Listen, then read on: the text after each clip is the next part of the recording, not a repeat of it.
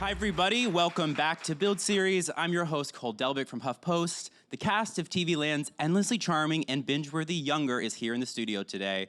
The show may be heading into its 6th season, but it certainly isn't showing its age. Younger is finally back tonight, and in the first couple episodes, love is in the air, secrets abound, and we're blessed with a musical moment so major I may never recover from it. Before we welcome Sutton Foster, Peter Hermann, Miriam Shor, and Molly Bernard to this stage, let's take a look at the trailer for the new season. I think I've pretty much had feelings for you for 16 years. What? Since you're 26, and now you're 42. Liza's been through a lot. Everyone at work now knows that I'm the assistant Charles was having the affair with. It's me! And from what I understand, so have you. It is time to let millennial go. Well, sometimes it makes two people perfect for each other. Love you. And other times, those two people can drag each other down like anchors.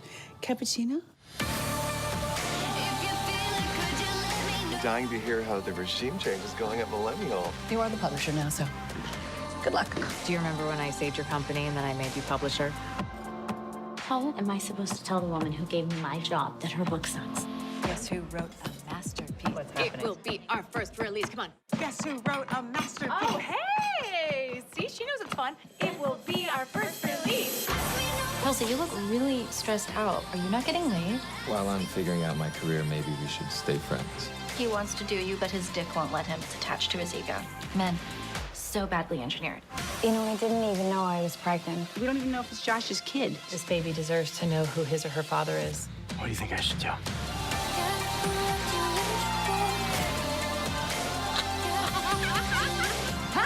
What you guys decide to do with Quinn's book? You're running my decisions past Charles? Liza and Charles won't stay apart. They're gonna work together. It's inevitable. When it comes to business, you need to choose a side. Are you questioning my loyalty? I can't just leave Kelsey for you.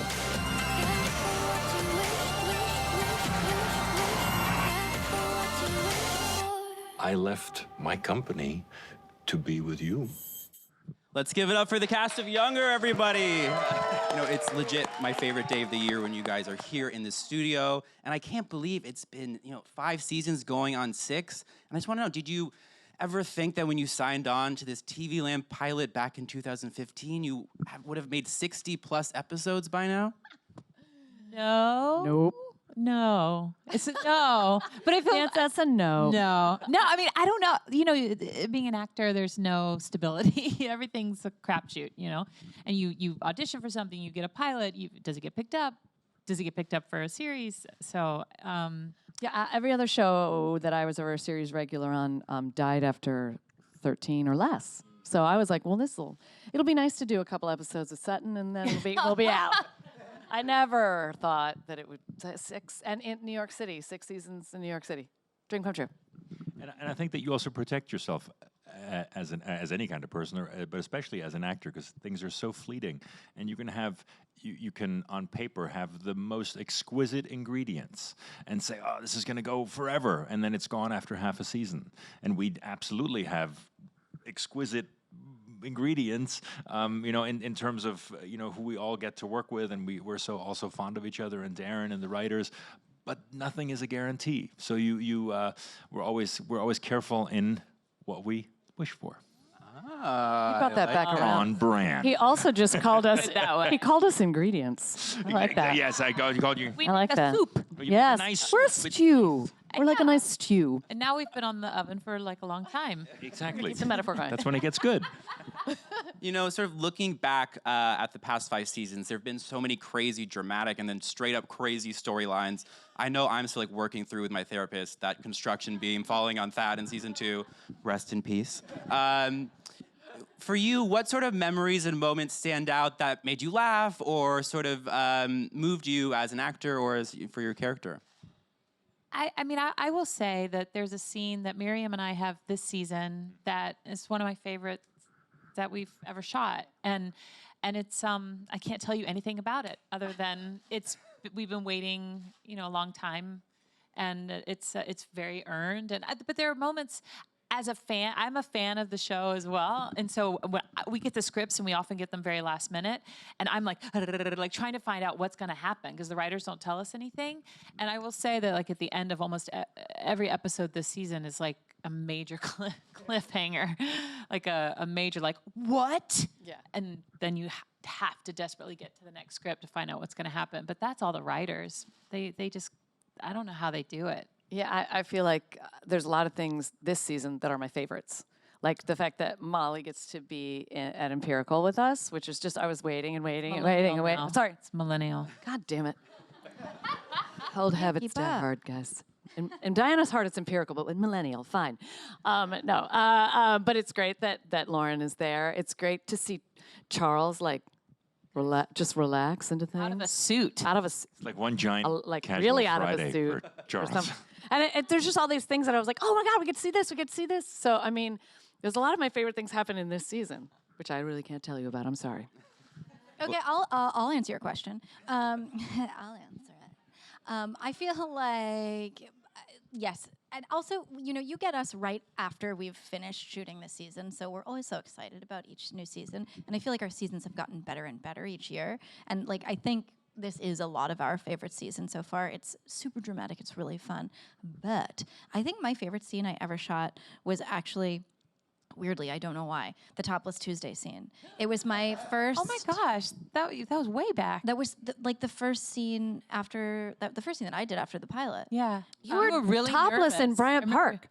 I remember you being really nervous. We've all. I was so nervous. And Why? you... and why? Yeah, why, huh? Bryant Park, lunch hour, topless, open set, no big deal. But you and Hill took such good care of me, and it set the precedent and the tone for Lauren, right? So you can't move backwards from that. You can only propel forwards from that. And so it helped me understand her size and her bravery. And she's not a modest girl. No. But that was really fun to shoot. Yeah. I also think that a lot of I know that a lot of my favorite moments, our fans and the viewers don't actually get to see, because it's just moments together, and we are so fortunate that we like each other so much, and that's not always the case in a cast. And so, one of my favorite things is always watching everybody just pick the words up off the page at a table read. And I'm so amazed at the level of skill and how accomplished everyone is at what they do. It's an incredible thing. And it's funny because at this time, right now, sort of at the end of the press work, I always get sort of mildly wistful. It's like at the end of a school year, we're like, oh, okay, yeah, summer's coming. And then you sort of have to wait till September to see everybody again. And it's it's a little sentimental. Please feel all the feels on the stage. Yeah. Feel free.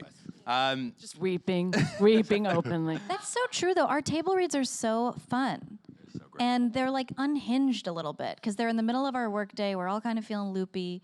They are. They're delightful. They're great. We sometimes read different characters. It's crazy.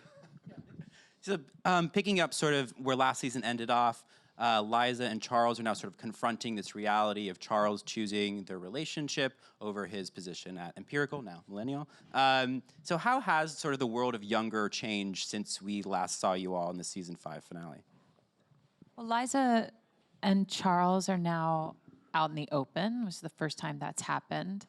And we'll see how that plays out, they're not skipping into the sunset, but it's like what I thought was so great about the end of season 5 was that they got everything they wanted, but at what cost? Charles is also not a character that's going to be sitting in his pajamas eating bonbons. I'd love to see that show, though. I know. I would like to see that show TV as Land? well. But I feel The like... outtakes. Charles in many ways is like Liza was at the beginning of the series. He's starting over, and he has to sort of reinvent himself. And so it's kind of interesting to see how that plays out. And Diana is with her plumber. She pulled him out of the sewers of New York City covered in shit and hugged him. And so Diana's kind of navigating it. She's at work. She's like, am I going to be thrown out? Am I going to be put out to pasture too, or am I relevant? You know, am I going to? What's going to happen here? And then at home, she's grappling with the fact that she's a black tie woman with a blue collar man, who is also the moral center of our show. Yeah. I mean, he ends up, which I love. Yeah, and he so true. and whose love, in a sense, is somehow the most straightforward. Yeah, and I also think he's such a beautiful character. It's a great idea to date a plumber because then you never need to call a plumber. I see. It's a good idea. What about you, Molly? What sort of changed for Lauren? Oh, I feel, she's been on this journey since, I think, season 4, when she was sleeping, standing up like a horse in the nest. Yeah, and anyways, that scene and that whole situation is so funny, but there's this one really deep truth that rings out in it, and she says, failure is not an option. And I feel like she's been on this 2-season arc of like starting her own PR firm, Heller Good, and now Heller Good, and now she's in deeply, deeply, deeply championing Kelsey and Liza and Diana at Millennial. She's in the office now, kind of freelancing as a publicist, and it's very cool to see her so committed to her work and committed to making these women shine at any and all costs. It's very inspiring to play someone like that. So she's on that journey. I feel like TV Land has been reading my desperate tweets to get you to join, the publishing world, because it's so fun to see particularly you two together. I feel like we have so many scenes this season. It's so fun. I mean, I feel like we get each other's drive. The characters really understand the drive. Yes. Now the achievement of the goals they've gone about in completely different ways. Totally. And so that's a little, Diana's always like, "That's how you're gonna do it." Well, okay, but I admire your chutzpah. And all right. Lauren worships Diana, so that dynamic, seeing that activated this season, is really funny. A dream come true. A lot of dreams come true. A lot of those happening. That's like see episode 1. This season also feels like the first time that Liza's lie about her age isn't driving sort of every single storyline. And I'm curious for you, Sutton, is that sort of a relief or a new challenge that it's not all about who's going to find out the secret? Did they know? How they know? That most people, I think, except for you, Miriam. Lauren doesn't know. And Lauren, right. We don't know. Are caught sort of unaware? Well, I think it's a total relief. Because I think at Liza's heart, she hates this lie. She never intended it to get so out of hand and for it to affect so many people and her relationships with people. But I also think it's such a testament to the writing and to the characters that the relationships and the characters they exist without the lie. Like the show has moved on so way beyond that initial conceit, which I think is a testament to what we've created or what the writers have created. But you were there too. Well, I had a starburst, so my tongue is red. But but what did you just say? I had a starburst, so my tongue is bright red, and I just stuck it out. I didn't want anyone to worry that something was wrong with it. Some acupuncturist great. out there, for all the acupuncturists Sutton's watching, fine, her you tongue guys. is fine. I was like, the weirdest dream. Something that Sutton also said in the middle of it. strikes me about this season is that, women have always been the center of this story. And when people ask me, are you Team Charles? Are you Team Josh? I'm like, I'm not either. No offense, because I'm Team Liza. 100%. And I'm so here for her journey. And this season is special in a way because it's sort of an all-women-led company now. So how does it feel for women to be taking charge this season at the company and sort of at the center of the show now? It's pretty awesome. I love it. I mean, I think in the first episode, in the first couple of episodes, Kelsey really, and I'm her right-hand woman, and human, and so, but she's struggling with, now she has all this responsibility, but has she been set up to fail? Like, she's inheriting this company that is falling apart, and like, how does that resonate with her being a woman? Like, there's all these issues that we're talking about. Big issue. I mean, in the episode I directed another episode this season. A lot of it focuses on Kelsey's sort of journey of being a boss, and it's a huge responsibility to run that company, and she knows that she is smart enough to do it and good enough to do it, but it's just then when you actually get the opportunity, to do it. And I felt I really understood that struggle because I was directing, which is something I wanted to do, but you want to be the best that you can be, and you're hoping, anything that goes wrong, you're just trying to work through it and be, and be the boss and make it work. And so it's a great episode sort of showcasing that, as well as something else I can't talk about, which you'll see. It's episode 4. Can't wait. I started mentioning that, I feel people have this impression of the show that it's really fun and frothy and silly, but then there are moments where I feel like it's really engaging with important issues like imposter syndrome or the ramifications of Me Too, and sort of this season with Kelsey, it's exploring this sort of glass cliff syndrome, where women are tapped for leadership roles at times where companies are in crisis, and also the chances for failure are the highest. And so had you sort of heard of this phenomenon before, and why did you sort of think it was important to include for this season with Kelsey's storyline in particular? I wasn't as aware of it until we talk about it. We have a book on the show, the glass cliff, that they pitch, and I was like, what? And then you realize, oh wow, this is a real thing, and I'm proud of our show that we talk about relevant, real things that are happening, and especially things that are happening with women right now. I mean, there's the best thing that's happening in our world right now is there's so many conversations and people are talking about stuff, and I'm proud that our show does the same. But it was something I wasn't really aware of. Go talk, please. May I? Please talk. May I? Okay, I have kind of been haunted by this season's theme of the glass cliff. Yeah. Since we read that first episode, I was like, oh, dang, this is so real. Yeah.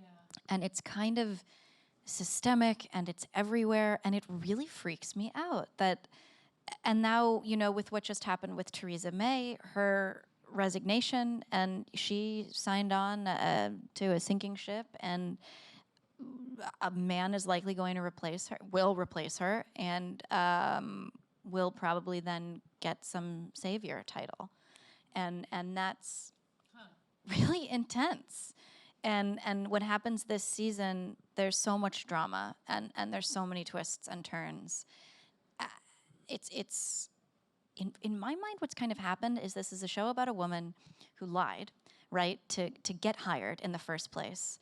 And the show is really no longer about her lie. It's more about the trials and tribulations of women in the workplace. Well, which is, instead of it being about the lie, it's about why did she have to lie in the first place. Exactly. Right. And that's what our show, and we just continue to keep exploring that. And every year there's new things. More and more things to be like, damn it, I wish this was sci-fi.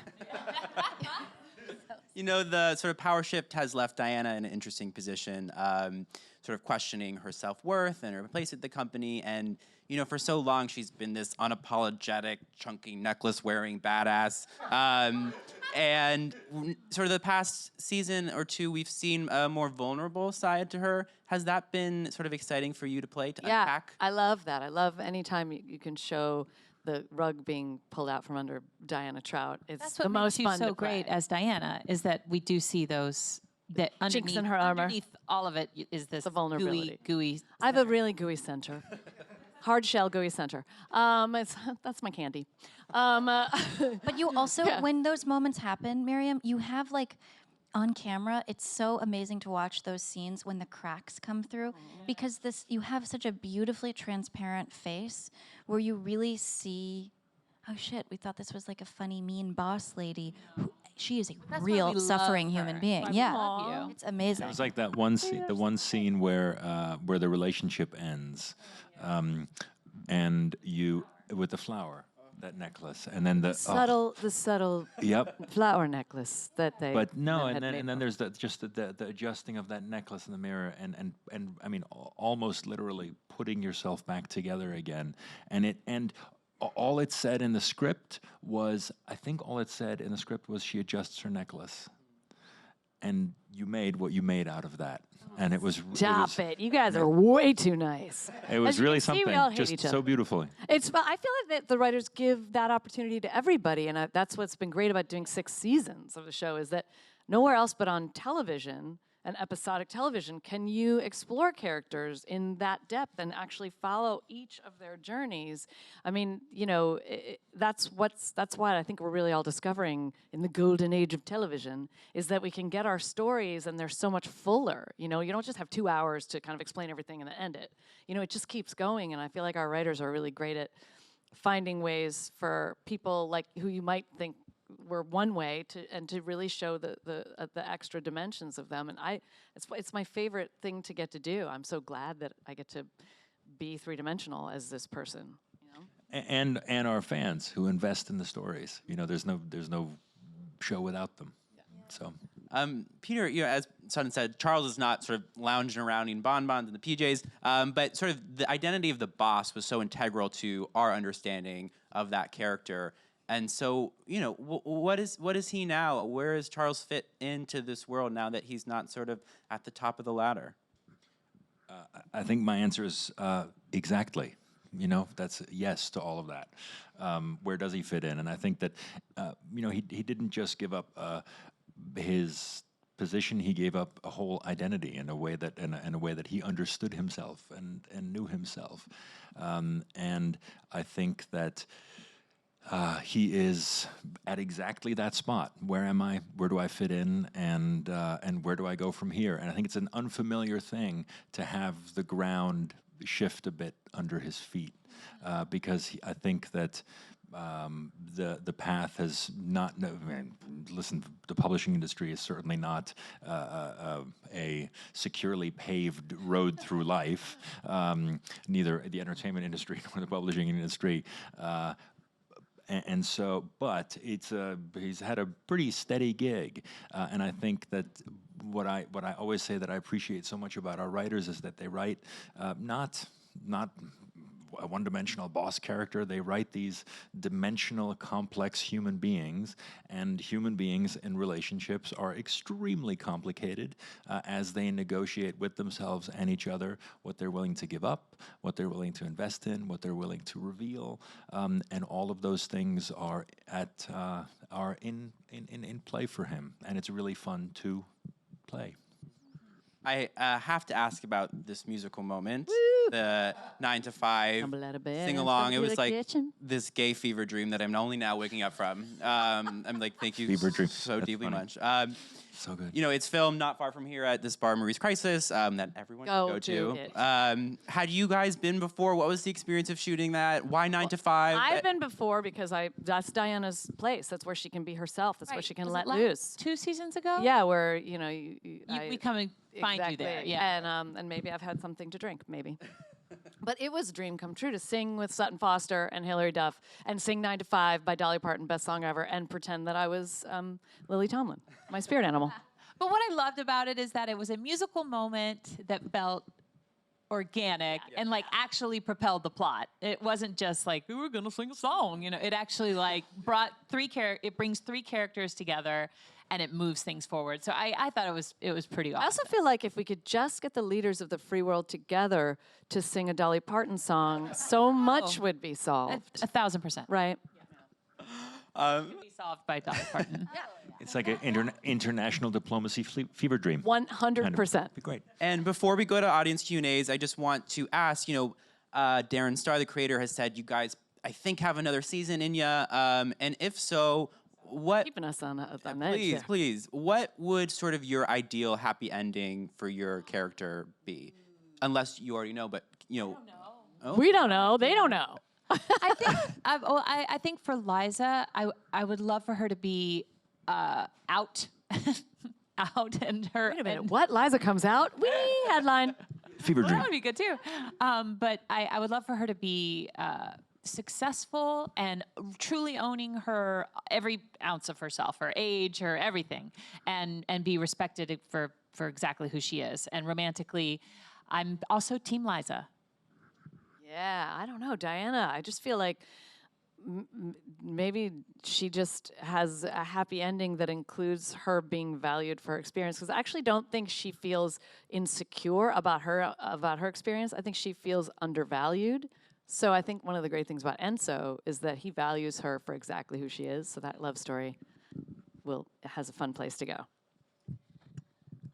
Great question. I think I want Lauren to have like multiple lovers. I want her to be a top publicist with a client list such as RuPaul, BTS, you know, just like great big folks in all kinds of cross-cultural arenas.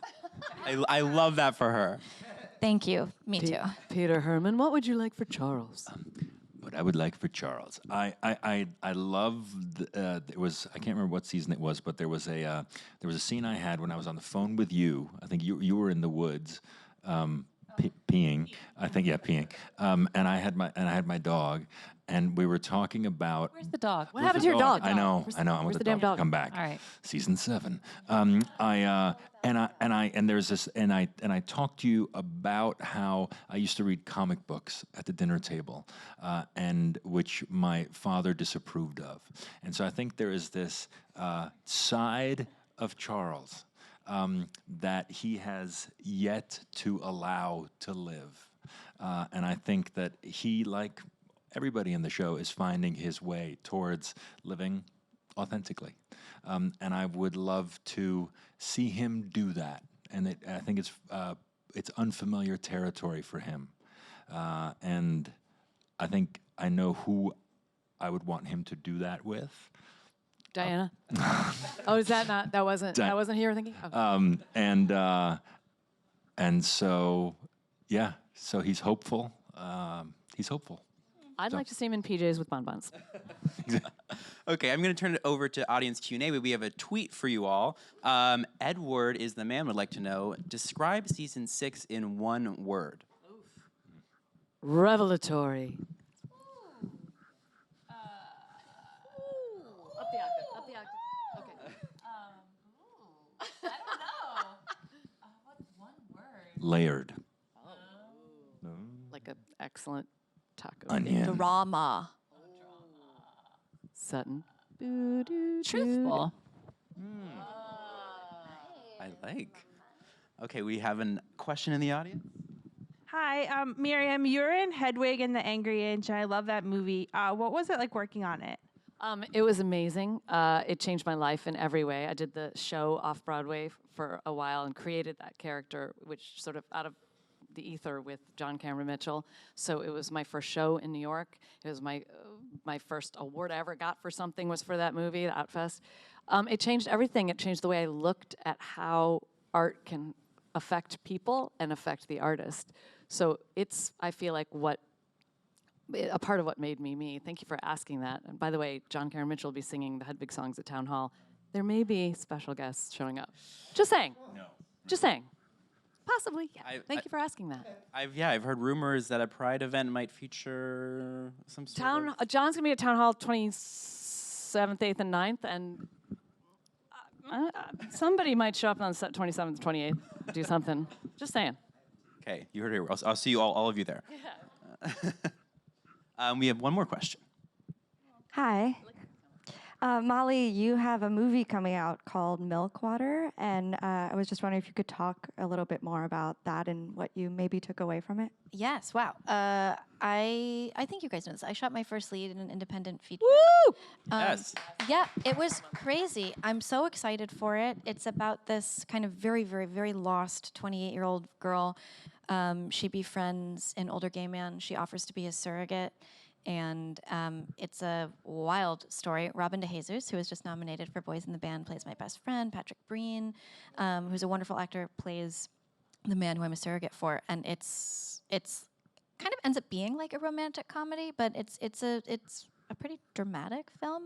And it's nice because Lauren is so bold and over the top and organized in her own way, and this woman is so lost and very nuanced. And I don't know how anyone is a lead in anything ever. Nope. It I don't was know one how of the you do hardest it, things Sutton I've ever Foster. done. Sutton Foster works all the time, Constantly. and she is the most delightful, kindest, open-hearted. Yeah, take it. Patient, yeah. And just being on set with you when I know that you have like 16-hour days and you're also a mom and you're just doing it all, and then you'll be like, yeah, and I'm also singing a concert this weekend, and I'll be like, I'm going to be in Key West this weekend. It's a joy to be on set with all y'all. Well, thank you so much. Yeah. we have to let you go. But everyone, not make leaving. sure to watch Younger tonight on TV Land, and let's give it up for the Younger cast. Shout out to his dad. Shout out to your dad.